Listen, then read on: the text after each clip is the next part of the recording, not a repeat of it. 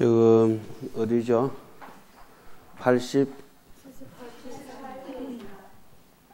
78페이지. 그러니까 이제까지 법장문에 대해서는 다 끝이 났습니다. 예. 그리고 지금은 법과 의인데 의에 대해서 해석을 하도록 하겠습니다. 여기서는 그렇게 중요한 문제가 없기 때문에 한글로 번역을 하면서 읽어가도록 바로 하겠습니다. 채상이대를 함께 풀이하다. 그리고 용대는 따로 풀이하고 있습니다. 법장문에서는 소원 법자는 중생심이요 소원 의자는 채상용 3대라고 했었죠.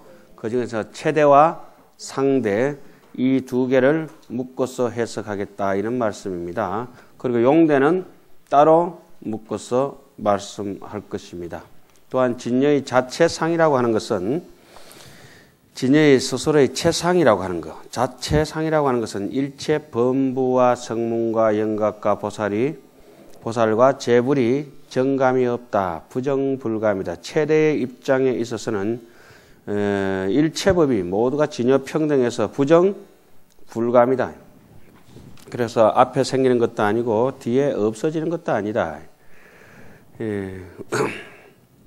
필경에는 항상 하여서 본래로부터 성품이 스스로 일체 공덕을 만족한다. 본래로부터 우리는 완전 무결한 성품을 지니고 있다. 이런 얘기들을 해놓은 것이죠.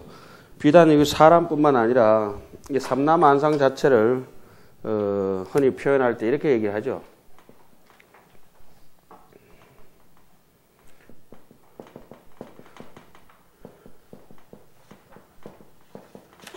종체 뭐라 합니까? 기용이다. 예. 그리고 하나는 서병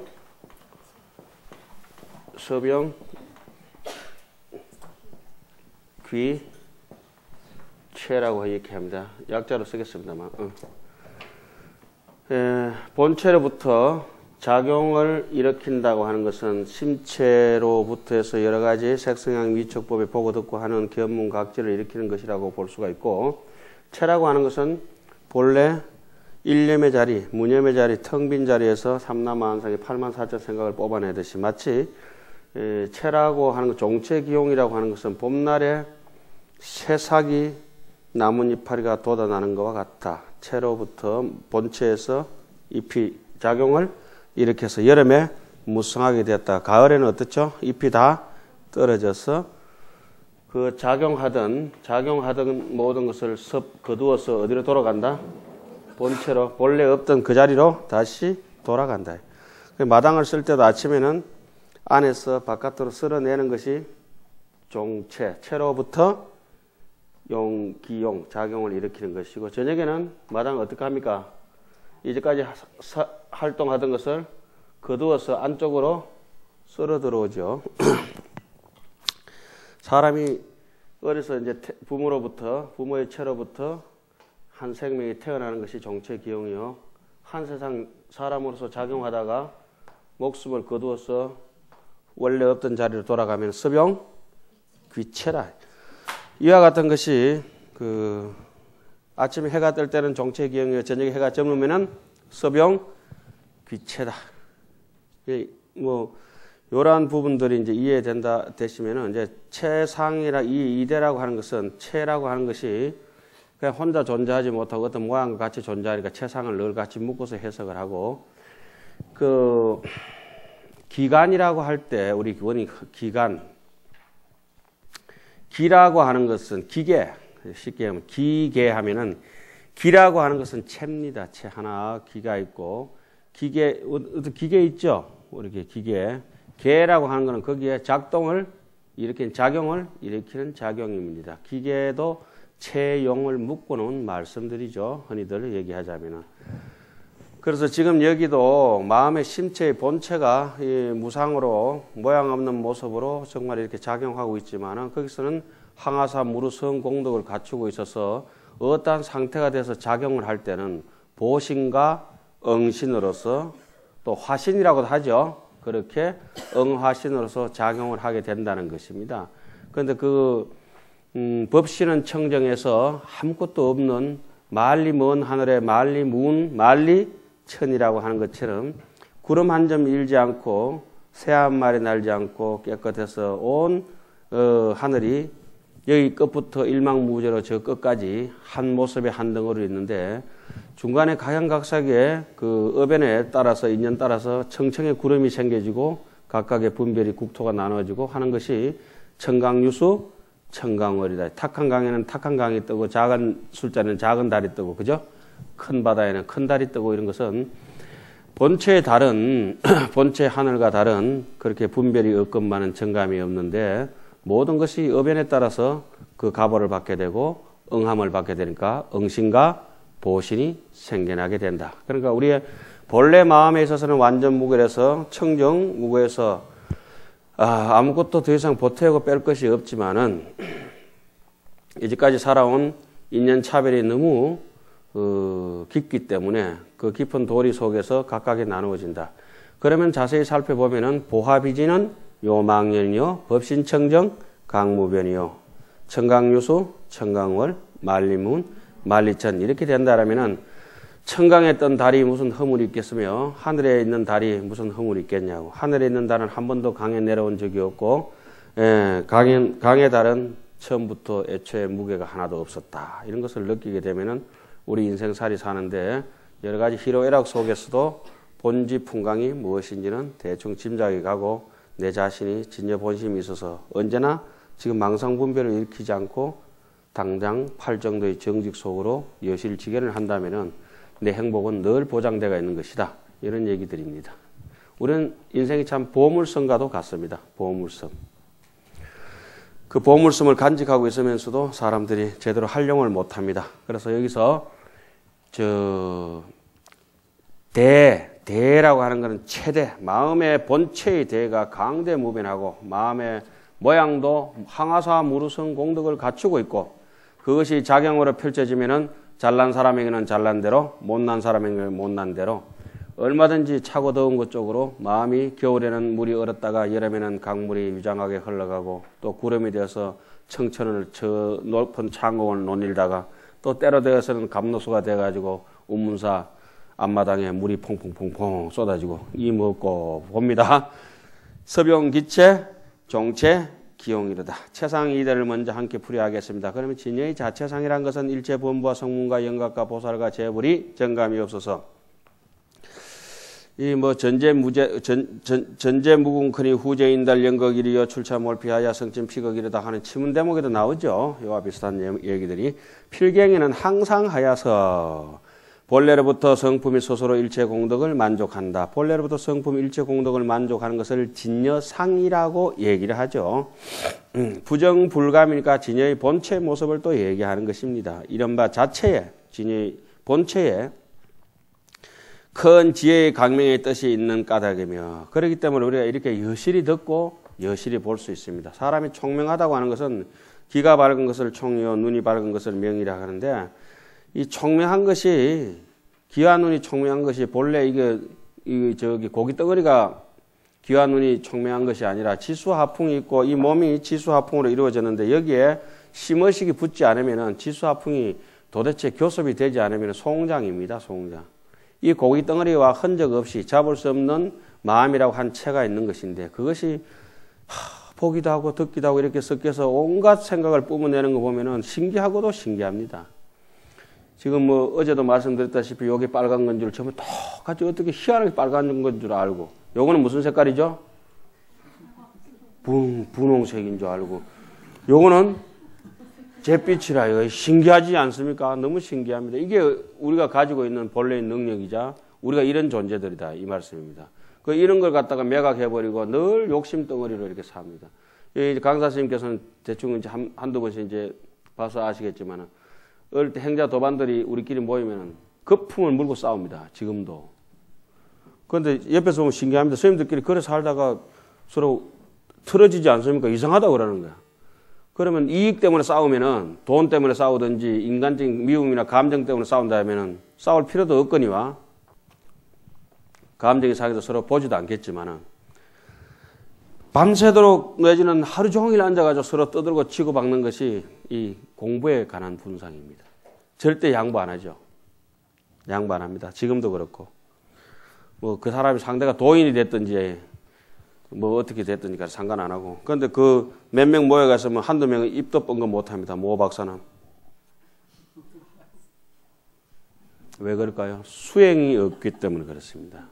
여러분도 어쩌든지 귀신론을 배우셔서 자기의 수행하고 결부에 가서 열심히 정진하시기 바랍니다. 수행 없는 사람은 유구무원이라 입은 있는데 말은 못해요. 그 밥 먹는 입밖에 안 되는 거야. 자, 우리 이 햇바닥이 밥만 먹어서 되겠습니까? 꼭 뭐도 해야 돼요? 법문도 하셔야 돼요. 요 되면서 분위기를 좀 깔아줬으니까 조금 퀴즈 문제를 하나 하고 가겠습니다. 울려라 골든벨, 울려라 운문사 범종. 부처님께서는 몇 세에 출가하셨습니까? 20?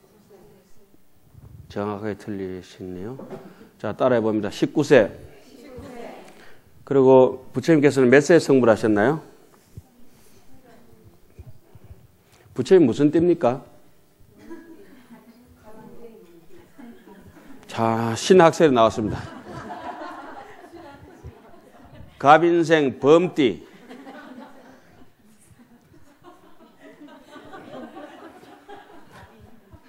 부처님께서는 갑인생 범띠 19세에 출가하여 30세에 성불하셔서 49년 설법하시고 79세에 열반하셨으니까 교주 설법은 49년입니다. 이제는 왜 이놈 굳이 군더더기 같은 말씀을 드리냐면은 우리는 한국 불교의 정통을 이어가는 소위 운문사입니다. 그리고 조계종입니다. 그러면 흔히 일반 개론서에서는 그 부처님 29세에 출가해서 6년 정진해서 35세 성불하시고 80세에 45년 설법하셨다는 설은 근자에 들어온 설이고 우리 한국 전통 불교에 그런 설이 없습니다. 남방에서 이제 교리적으로 정리된 것들이고 그쪽의 얘기고 일단은 우리 쪽에서 전례적으로 데려온 얘기는 교주 설법 49년 그죠? 아함 12 방등팔 21제 단반야 종단법화 58년. 그래서 몇 년이죠? 49년 설법이라고 전통적으로 배워오는데 그러면 49년 설법이 되자면 19세에 출가를 하셔서 6년간 육사 외도를 모시고 6년간 고행 정진하셔서 30에서 성불하십니다. 30에서 성불하시고 30에 성불하셔서 79세 돌아가시니까 몇 세? 49년 설법입니다. 전등록에도 정확하게 그렇게 기록이 되어 있고 전등록도 한 번도 안 보고 이제 평생 살다 간다는 거죠. 전등록은 또 이제 부차적인 교제를 하더라도 그 아함부 경전에 보면은 부처님께서 뭐 2월 8일 탄생하셨다는 데도 있고 2월 보름날 탄생하셨다는 데도 있고 4월 8일 탄생하셨다는 데도 있고 4월 보름날 탄생하셨다는 데도 있고 각양각색으로 열반과 탄생과 성도의 날짜가 다릅니다. 그런데 우리나라 북방 기준으로서는 전통적으로 적어도 1000년 전 이상에서는 4월 8일 날 탄생하신 걸로 하자. 2월 8일 날 출가하신 걸로 하자. 나벌 8일 날 성불하신 걸로 하자. 그다음 12월 나벌이 아니죠. 2월 보름날 성불하신 걸로 하자. 왜 그래 하느냐? 4월 8일 날은 반달입니다. 상현달. 태어나신 것도 반달로 여기자. 점점 달이 자라서 출가할 때는 2월 8일 날은 무슨 달이에요? 8일이니까 보름의 절반 뭐죠? 반달이다. 성도하신 날 또 나벌 8일이니까 무슨 달? 반달이다. 그러면은 마지막에 열반하신 날 2월 보름날이네 완전 무결한 걸로 종결 짓자. 이와 같은 의미를 담고 있습니다. 출가와 탄생과 성도보다가 더욱더 열반의 기준점을 두고 보름달로 했습니다. 그럼 4월 8일을 왜 4월 8일을 했느냐? 사성제 8정도로서 일체 중생을 제도하겠다. 2월 8일은 왜 2월 8일이냐? 예? 속죄를 버리고 진죄를 향해서 출가를 하겠다. 2월 8일. 12월 8일은 12연기를 통해서 깨끗하게 다 정리하겠다. 12월 8일 날. 열반에 드신 거는 2월이라고 하는 거는 복과 지혜 양족을 구족해서 보름달 같다. 2월 보름날. 그렇게 열반에 드셨습니다. 이것 말고도 핫토라든지 저기 카드라든지 장기라든지 이런 거 다 부처님께서 만들어 놓고 가셨는데 시간이 없어서 다 설명을 못 드립니다. 해드려요? 자, 그러면 요즘은 국제시대대 카드부터 설명을 하겠습니다. 카드는 일찍이 한문과 산스크리트와 빨리어, 부처님께서 빨리어로 말씀하신 것도 사람들이 빨리빨리 말 안 하면은 이 법문을 다 하실 수가 없기 때문에 느린 너보다는 빨리어가 낫겠다. 그래서 부처님께서 말씀을 하도 빨리 하셔가지고 빨리어로 하셨습니다. 그리고 그때는 언어도 없고 글자도 없고 이렇게 한참 드문시도 그러니까 어느 날 대해서 이 사람들을 사성제 팔정도 이와 같은 자비심이라든지 지혜를 가르쳐야 되겠다 해서 카드를 만들었습니다. 카드를. 글이 전부 안 되니까 그 글 가르쳐가지고 공부 가르치려니까 너무 힘드니까 그림으로 카드가 1, 2, 3, 4, 5, 6, 7, 8, 9, 10 10까지 있습니다. 카드 블랙잭 카드 예. 에이스부터 해서 10까지 그죠? 그 다음에 자니, 퀸, 또 킹 세 가지 있습니다. 그럼 카드는 한 장에 몇 장 있죠? 넉 장 있습니다. 이건 사성제를 뜻합니다. 사성제를 뜻하고 빨간 거 두 개는 다이아몬드는 지혜를 상징합니다. 하트는 자비를 상징합니다. 그래서 불꽃처럼 자비와 지혜를 가지고 있는 것이 붉은 것을 상징합니다. 그러면 고집이라고 하는 속죄는 크로바, 인생적인 행복을 추구한다든지, 그죠? 그 행운까지 넘어가면 뭐죠? 크로바 4개잖아요. 근데 3개니까 인생적으로 속가의 삶입니다. 스페이드, 쇠 빠지게 노가다 하면서 일하는 겁니다. 농기구. 예? 스페이드? 예. 이 두 개는 고생하면서 일하고 세속적으로 살면은 속이 시커멓게 탄 데서 예, 클로바하고 스페이드가 있는 것이고 그리고 다이아몬드하고 하트는 자비와 지혜를 상징하는 것입니다. 그래서 넉 장은 사성제를 뜻하고 1, 2, 3, 4, 5, 6, 7, 8, 9, 10은 10신, 10주, 10행, 10회양 뭐 이런 식으로 맞습니다. 10장이면 40장입니다. 그리고 자니, 퀸, 킹이란 몇 장이죠? 12장. 위에 12장 있죠? 그건 12연기를 상징하는 건데 합치면 40장과 12장이 합치면 몇 가지죠? 52장입니다. 그게 10신, 10주, 10행, 10회양, 10지, 50단계를 통과해서 등각, 묘각까지 그래 카드가 52개입니다. 그리고 조카 하나 있는 것이 53선지식을 찾아가는 선제동자입니다.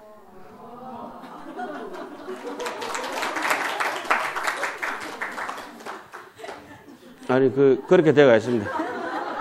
우리 하토도 자니, 킹처럼 12장이잖아요. 1, 2, 3, 4, 5, 6, 7, 8, 9, 12잖아요.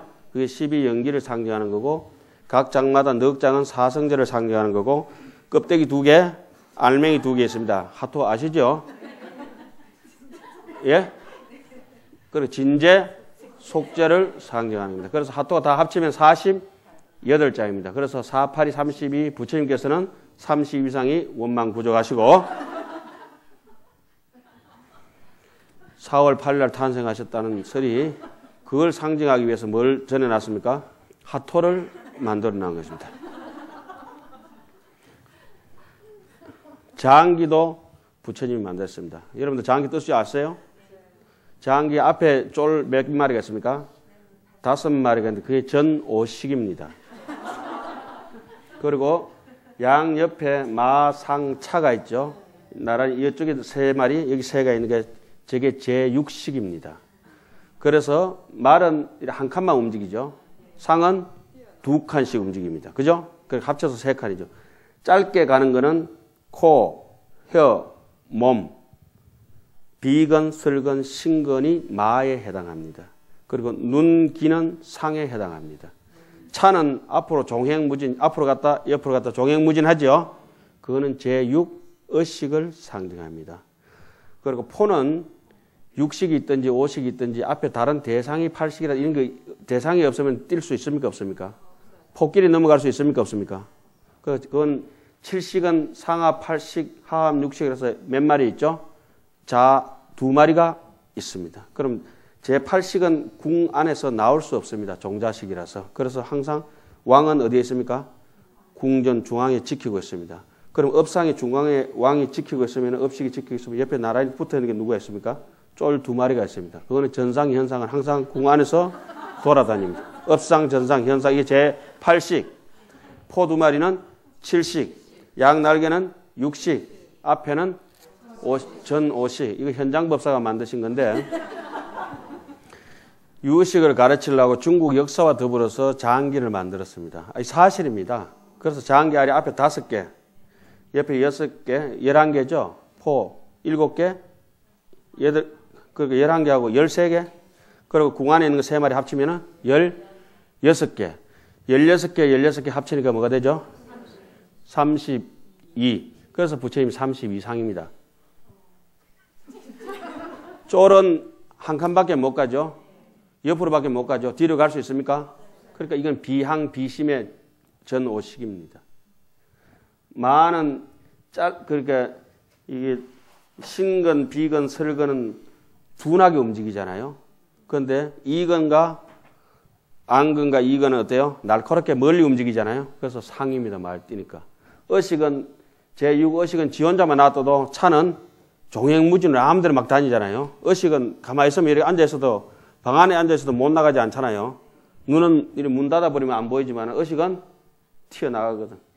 그래서 어식은 꿈속까지도 쫓아